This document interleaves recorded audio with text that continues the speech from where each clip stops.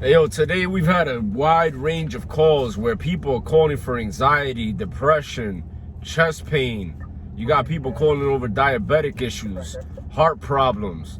You got people calling the ambulance for alcoholism, opioid crisis, opioid addiction, opioid overdoses, food-related illnesses like high blood pressure, high cholesterol, chest pain. These are precursors to myocardial infarctions and CVAs, cerebral vascular accidents. And just so you can know, I'm putting on my doctor hat on, right?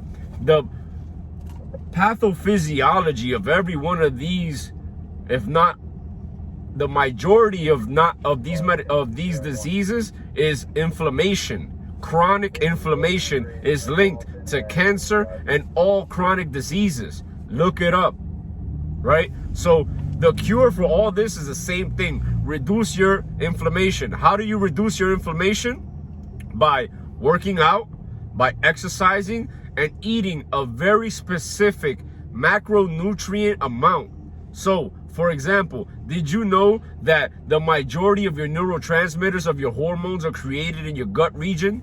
So the food that you eat, it has a very strong correlation and direct correlation with your hormone levels. It has a strict correlation with your neurotransmitters. That's why you feel good after eating, right? So if you eat a very specific amount of protein, fat, and carbohydrates, if you leverage it, if you get a prescription of these macronutrients from a doctor like myself, if you need it, hit me up in the DM, then these things will allow you to have control over these diseases, and by having control over them, you can make them manageable or even cure them. So every time you have a patient who suffer from these things, understand that the pathophysiology, the underlying reason for all this, is the same thing as chronic inflammation. And the chronic inflammation is due to poor lifestyle choices, amongst other reasons.